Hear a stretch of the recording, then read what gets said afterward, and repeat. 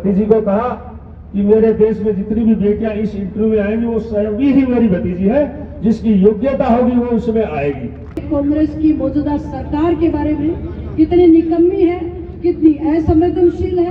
Bharatiya Janata party के कार्यकर्ताओं ने जिद कर रखी है, 2023 का इंतजार है, सुपड़ा साफ कर देंगे। इस सरकार को विदाई किसान वर्ग ही करेगा।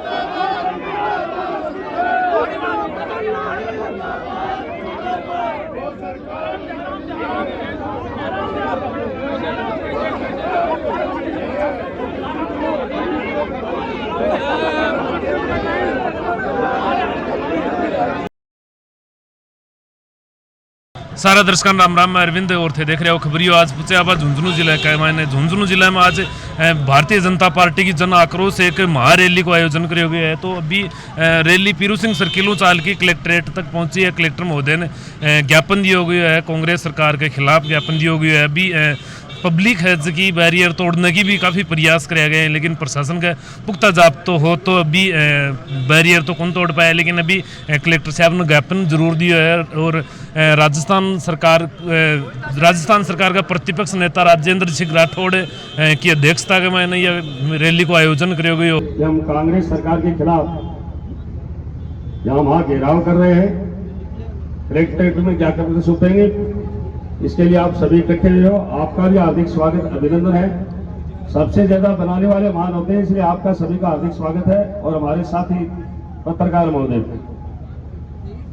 आज आपको पता है कि कांग्रेस ने झूठे वादे करके सरकार बनाई। मैं वादे नहीं गिराना चाहता, लेकिन झूठे वादे करके सरकार बनाई, किसानों को, युवाओं को, महिलाओं को, सबको धोखा दिया और सरकार बनाई। और सरकार बना करके पूरे ही वर्गों का शोषण किया। ये आपसे कोई छुपाव नहीं है। अब अभी में कह रहे कि परीक्षा के पेपर लीक हुई। मैं छोटी सी बात बताना चाहता हूँ आदरणीय प्रधानमंत्री जी की, मोदी जी की।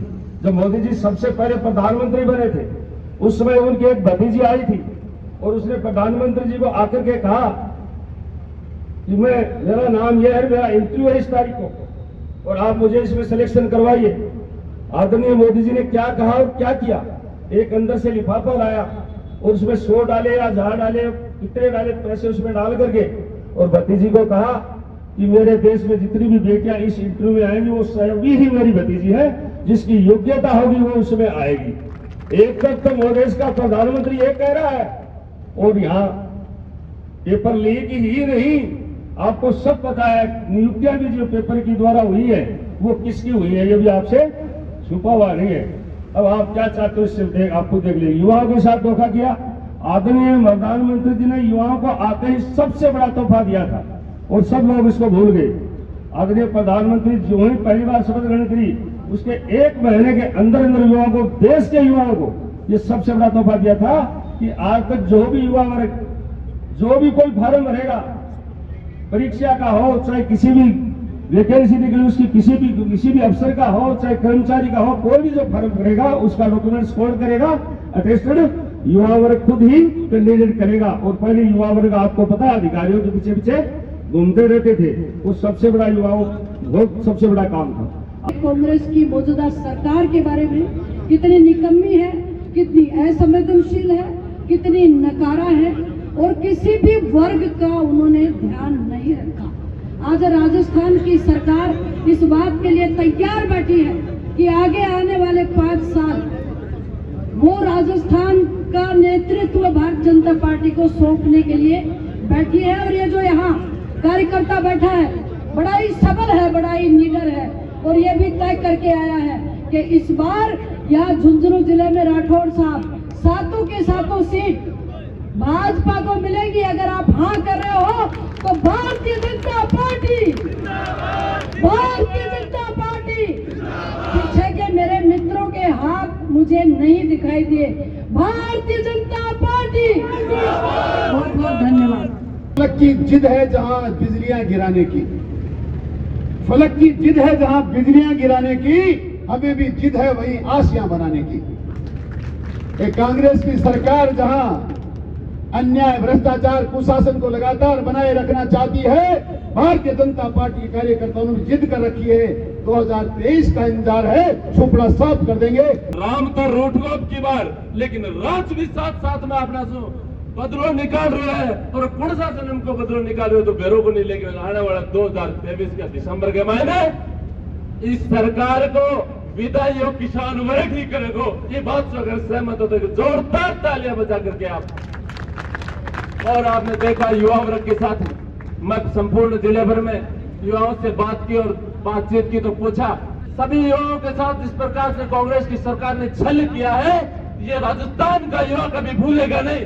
हमेशा हमेशा के लिए इस बार ये युवा वर्ग इसको विदा करने में अपनी अहम भूमिका निभाएगा। ज्यादा मैं नहीं बोलते हुए पूरा आप सभी को बहुत बहुत धन्यवाद देता हूँ और विश्वास दिलाना चाहते हैं कि मंच पर बैठे हमारे मेहमानों को कि आने वाले 2023 में झुंझुनू जिले से 7 विधानसभा के भारतीय जनता पार्टी के खाते में जाएगी। वीडियो के बारे में थारी क्या राय है मन कमेंट बॉक्स में कमेंट करके जरूर बताओगा। देखता रहो खबरियो, लाइक शेयर सब्सक्राइब जरूर करियो। जय राजस्थान।